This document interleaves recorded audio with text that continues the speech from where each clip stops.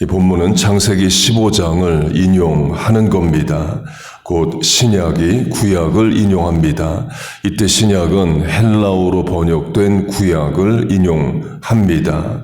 구약은 히브리어로 쓰여지고 신약은 헬라어로 쓰입니다. 그런데 신약 성경이 헬라어로 쓰이면서 구약을 인용할 때는 히브리어 구약 성경에서 인용한 게 아니라 이미 헬라어로 번역되어 있는 헬라어 구약 성경을 인용합니다. 그래서 히브리어 구약의 말씀과 헬라어 구약의 말씀이 차이가 있습니다. 번역 과정의 차이이에요. 구약과 신약 사이에 400년의 공백이 있습니다. 구약의 마지막 말라기 4장 넘어가면서 마태복음 1장 되면서 400년 세월이 넘어갑니다. 그 400년 사이에 일어난 제국이 헬라 제국, 그리스 제국입니다. 알렉산더 대왕이 대표 인물이에요. 알렉산더는 서쪽, 이탈리아, 독일, 로마, 프랑스 쪽엔 관심이 없었습니다. 동쪽, 이스라엘, 터키, 북부 아프리카, 사우디아라비아, 이라크 동쪽으로만 갔습니다. 이유는 페르시아, 지금의 이란에서 일어났던 페르시아에 복수하기 위해서 그래요. 구약 성경 에스더서에 에스더의 남편 왕 아하수에로가 나옵니다. 에스더 1장 1절 아하수에로 왕 때에 일어났던 일이니 아하수에로는 인도로부터 구스까지 127지방을 다스리는 왕이라. 인도에서 아프리카 구스까지 그 동쪽에서 이제 서쪽 방향으로 이야기를 하죠. 곧 이디오피아로 추정하는 아프리카까지 당시 페르시아가 다스렸습니다. 곧 페르시아 왕들은 동쪽으로만 왔어요. 에스더서의 남편 왕도 그리스까지 와서 전쟁을 했습니다. 곧 페르시아가 그리스에서 와서 한 유명한 전쟁으로 펠로폰네소스 전쟁이 있고 또 그 유명한 마라톤 전쟁이 있습니다. 페르시아가 그리스를 여러 번 침략했지만 결국 그리스가 다 물리쳐 이깁니다. 그러나 그리스가 페르시아를 침략해서 이긴 게 아니라 페르시아가 그리스까지 와서 전쟁을 한 것을 그리스가 물리친 거예요. 방어 전쟁에서 이긴 거지 공격 전쟁에서 이긴 게 아닙니다. 그리스 땅에서 전쟁을 또 했어요. 그래서 이겨도 전쟁 피해는 막심합니다. 지금 우크라이나와 러시아가 전쟁을 하죠. 러시아가 우크라이나 땅에 와서 침략 전쟁을 하는 겁니다. 우크라이나는 방어 전쟁을 하는 거죠. 결국 우크라이나가 이긴다 해도 전쟁 피해는 막심합니다. 임진왜란도 마찬가지죠. 왜구가 조선 땅에 와서 한 전쟁입니다. 조선이 물리쳐냅니다. 그래도 전쟁 피해는 극심했죠. 곧 그리스가 페르시아를 이기긴 했지만 전쟁 피해가 컸습니다. 그래서 그리스인들에게는 페르시아에 한번 복수해야 된다는 마음이 늘 있었어요. 그래서 알렉산더 때에 힘이 생겨서 복수를 하는데 알렉산더는 서쪽으로는 안 가고 이탈리아, 프랑스 쪽으로는 안 가고 페르시아 쪽 동쪽으로만 갔습니다. 그 과정에서 그리스 서쪽에 있는 이탈리아에서 로마 제국이 서서히 성장을 해 갑니다. 만약 알렉산더가 페르시아 쪽으로 안 가고 서쪽으로 갔다면 프랑스, 독일, 영국 이쪽으로 갔다면 로마 제국은 없었을 겁니다. 그렇게 이집트 땅과 이스라엘 땅이 그리스 제국이 됩니다. 이집트로 하면 지금도 이스라엘의 제2의 도시가 알렉산드리아입니다. 알렉산더에서 나온 땅의 이름이죠. 알렉산더의 땅이란 뜻입니다. 카이로가 제1의 도시로 수도고 그 다음으로 큰 도시가 항구 도시고 무역 항구인 알렉산드리아이에요. 그 알렉산드리아에서 신구약 중간기 때 BC 300년 정도 때에 히브리어로 된 구약 성경을 헬라어로 번역합니다. 70여 명이 번역을 했다 해서 70인역, 70이라는 숫자가 그리스어로 셉투아진트여서 셉투아진트로 불립니다. 그 헬라어 구약 성경이 300여 년 동안 헬라어를 쓰는 지역에서 하나님을 믿는 사람들이 읽었던 구약 성경이었습니다. 그렇게 신약이 인용하는 구약은 이미 헬라어로 번역된 구약입니다. 그래서 번역상의 차이가 조금 있습니다. 예를 들면 신명기에서는 마음과 뜻과 힘을 다해서 하나님을 사랑하라고 말합니다. 이걸 마태복음 인용할 때는 마음과 뜻과 목숨을 다해서 하나님을 사랑하라로 말해요. 마음과 뜻은 같은데 신명기에서는 힘인데 마태복음에서는 목숨으로 나옵니다. 또 같은 누가복음으로 하면 누가복음은 마음, 뜻, 힘, 목숨으로 신명기의 세 가지 마음, 뜻, 힘을 그대로 다 하고 거기다 목숨을 더해서 신명기는 세 가지인데 누가복음은 네 가지입니다. 그 신명기에는 목숨은 없습니다. 그런데 마태복음, 누가복음 모두 목숨을 추가해서 강조합니다. 신명기의 헬라어 번역에 목숨이 없지만 알렉산드리아에서 성경 번역자들이 힘과 뜻과 마음을 다한다는 게 뭐냐? 이건 목숨을 다해서 하나님을 사랑하는 거다. 그렇게 생각을 하고 목숨을 추가해서 번역을 합니다. 이는 성경 번역 선교사들이 성경 번역할 때에 고민도 되고 적용점도 됩니다. 성경에는 사자가 많이 나옵니다. 유다 지파가 사자와 같다. 다윗이 목자를 하면서 사자의 수염을 잡았다. 마귀가 우는 사자처럼 부르짖는다로 사자가 많이 나옵니다. 그런데 한국, 중국, 일본에는 사자가 없습니다. 그 대신에 호랑이가 있죠. 반면에 이스라엘, 시리아, 레바논, 이집트에는 호랑이는 없습니다. 사자만 있어요. 예를 들어 사자가 없고 호랑이만 있는 지역에 성경을 번역한다 할 때에 사자를 본 적이 없는데 어떻게 번역할 거냐의 문제가 있습니다. 물론 사자로 번역을 하고 사자를 본 적이 없으니까 이제 설교할 때 설명할 때 호랑이 같은 맹수다 이렇게 설명을 합니다. 물론 또 지금은 인터넷 시대로 그 나라에 없는 짐승도 다 영상, 사진 확인이 되죠. 그러나 18세기, 19세기 선교의 시대에 그 지역에 그 동물이 없는데 단어나 개념이 없는데 어떻게 성경 번역할 거냐는 제 큰 고민이었습니다. 메시아, 그리스도도 마찬가지입니다. 메시아와 그리스도는 The Anointed One, 올리브 오일을 머리에 붓다인데 한국에는 올리브 오일도 없고 또 머리에 기름을 붓는다는 실천도 개념도 없습니다. 여호와는 나의 목자다도 마찬가지이에요. 이스라엘은 양을 치는 목동 목자가 많기 때문에 하나님이 목자와 같으시다. 그럼 무슨 말인지 다 알아듣습니다. 근데 한국은 양 치는 문화가 아니죠. 그래서 설명을 해야 됩니다. 그렇게 성경 번역 과정에서 설명, 추가, 단어 변경 등이 생깁니다. 본문도 마찬가지이에요. 창세기 15장 말씀을 인용하는데 그 창세기 15장과 본문에 차이가 있습니다. 창세기 15장은 아브람이고 본문은 아브라함입니다. 창세기 15장은 아브라함이 이스마엘을 낳기도 전입니다. 이스마엘을 낳은 후에 15년 뒤에 이삭을 낳죠. 그때 이름이 아브라함으로 바뀝니다.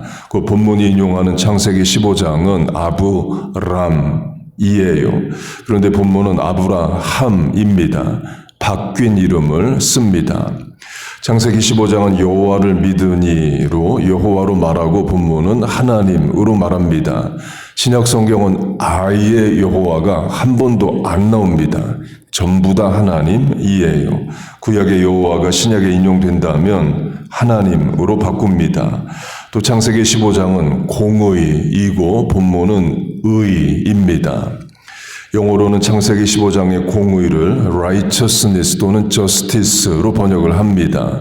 본문의 의는 영어 성경은 전부 다 righteousness로만 번역을 해요. justice로 번역하는 성경은 없습니다. 물론 공의, 의 같은 개념인데 구약의 의에는 이제 공적인 의, justice의 개념이 포함되어 있어요. 곧 공적인 의, public 개념입니다. 반면에 본문의 의는 하나님과의 1대1의 관계적 개념이에요. 근거는 창세기 15장에 하나님이 아브라함의 믿음을 공의로 여기셨다. 바로 다음 구절이 뭐냐? 가나안 땅을 아브라함에게 주셨다. 이에요. 땅을 준다라는 것은 공적인 개념이죠. 이 땅은 이제부터 아브라함의 땅이야. 퍼블릭 어나운서 PA 공적인 개념입니다. 반면에 본문의 의는 하나님과의 1대1의 관계이에요. 그래서 본문에서 아브라함이 하나님을 믿음의 의로 여기시고 다음 구절이 뭐냐? 하나님이 아브라함을 친구로 여기셨다. 벗으로 여기셨다. 이에요. 친구는 1대1의 관계이죠. 그래서 공동번역 한글 성경은 신약 성경의 의를 바른 올바른 관계로 번역합니다. 우리가 개역개정에서 의로 읽는 단어는 공동번역에선 올바른 관계로 다 번역이 되어 있어요. 또 이유는 의롭다라는 신약 언어의 개념이 right relationship, 바른 관계이기 때문에 그렇습니다. righteousness가 뭐냐? 하나님과의 바른 관계다 이에요. 마지막으로 창세기 15장에 아브라함이 여호와를 믿었다 할 때 믿었다로 번역된 히브리어는 아만입니다. A-M-A-N이에요. 이 아만에서 파생된 똑같은 믿는다라는 히브리어가 아멘입니다. A-M-E-N이에요. 우리가 아멘 할 때 믿습니다의 뜻으로 쓰죠. 아멘이 부사로 쓰일 때는 진실로입니다. 예수님이 내가 진실로 너희에게 이르노니 할 때 그 진실로는 아멘 아멘이에요. 영어 성경도 아멘 아멘입니다. 아만 아멘 둘 다 믿는다는 뜻인데요. 명사형 믿음이 될 때는 에무나입니다. 그러니까 히브리어는 예나 지금이나 모음 글자가 없습니다. 자음만 씁니다. 자음으로만 쓰면 아만, 아멘, 에무나 다 MN으로 같은 단어이에요. 곧 MN을 써놓고 이걸 아만으로 읽을 거냐 아멘으로 읽을 거냐 명사 에무나로 읽을 거냐는 문맥이 결정을 합니다. 강조점은 믿음으로 번역되는 에무나가 뭐냐? 붙어 있다 이에요. 예수님이 그 비유하십니다. 포도나무에 포도나무 가지가 붙어 있어야 열매를 맺는다 하셔요. 그렇게 포도나무와 가지가 있습니다. 바람이 불고 비가 오죠. 곧 가지가 흔들립니다. 포도나무를 하나님으로 나무 가지를 우리로 적용하면 신앙생활의 인생살이에 비바람 불 때 많습니다. 눈도 오기도 하죠. 그렇게 가지가 흔들리듯이 인생의 어려움, 고난, 질병, 실패들이 있습니다. 그때에 포도나무 가지 된 우리 인생은 하나님께 끝까지 붙어 있는 게 믿음이라는 거예요. 곧 흔들리지 않고 피는 꽃이 없고 흔들리지 않고 열매 맺는 가지는 없습니다. 인생의 비바람 다 있어요. 그래도 하나님께 붙어 있는 게 믿음이라는 겁니다. 아브라함으로 하면 본문 위에 아들을 번제로 드리라는 명령이 주어집니다. 집안 뒤집어지는 명령인 거죠. 아들이 죽게 생긴 겁니다. 그때도 아브라함은 하나님께 붙어 있어야 믿음 있는 거예요. 만약 아브라함이 그 명령을 듣고 아들을 드릴 수 없어요. 그동안 고마웠어요 하고 하나님으로부터 떨어져 나간다면 포도나무 가지가 나무에서 떨어지는 것과 같고 믿음을 잃어버리는 것과 같습니다. 이해 안 되는 명령이고 어려운 명령이어도 기도 응답이 늦어져도 계속 붙어 있는 것이 믿음입니다. 새벽 기도로 하면 계속 기도의 자리를 지키는 게 믿음이에요. 교회에 와서든 집에서든 같은 시간에 또 이 시간에 기도의 자리를 지킨다면 그게 에무나 히브리어의 믿음의 정의입니다. 다니엘이 그랬죠. 전쟁 포로로 바벨론에 끌려와서 페르시아 제국까지 살면서 늘 기도의 자리를 지킵니다. 기도하면 사자굴에 던져 죽인다 해도 기도합니다. 그게 믿음이에요. 곧 계속하는 게 믿음입니다. 주일 예배 계속 드리고 새벽 기도 계속하고 성경 읽기 계속 읽고 계속 찬송하고 중보기도 하는 겁니다. 곧 계속하는 것, 붙어 있는 게 믿음이라는 거예요. 세상도 마찬가지이죠. 전문성을 갖는다라는 것은 결국 같은 일을 계속했다를 말합니다. 1만 시간의 법칙이란 말도 있어요. 우리도 마찬가지입니다. 자식이 말할 수 있습니다. 엄마, 이렇게 추운 겨울에 새벽 기도에 가. 그래, 계속 가. 그게 믿음이에요. 아버지, 기도 응답이 안 되는데도 아직도 그 기도하고 있어요. 그래, 그래도 기도하는 거야. 그게 믿음이에요. 그런 믿음의 소유자, 실천자 되시길 축복합니다. 그리고 본문에 믿는다는 헬라어는 피스테우오로 여기서 파생한 명사가 피스티스입니다. 믿음으로 번역이 돼요. 신약 성경의 믿음 다 헬라어 피스티스입니다. 그런데 피스티스는 충성으로도 번역이 됩니다. 갈라디아서 5장에 성령의 열매에 충성이 있죠. 그게 피스티스입니다. 다른 본문에서는 믿음으로 번역이 됩니다. 곧 충성과 믿음이 헬라어로 같은 단어이에요. 문맥에 결정을 합니다. 근데 번역을 하려면 둘 중에 하나를 선택할 수밖에 없죠. 그래서 문맥에 따라 믿음으로도 충성으로도 번역이 됩니다. 그 성령의 열매에 왜 믿음이 없냐? 있습니다. 충성이란 단어가 믿음과 똑같은 단어입니다. 그렇게 믿음과 충성이 같은 단어입니다. 야고보서의 주제로 하면 행함이 있는 믿음과 같습니다. 믿음이 어떻게 행함으로 증거되느냐? 충성으로 드러난다는 거예요. 믿음 있으면 충성하라, 행하라입니다.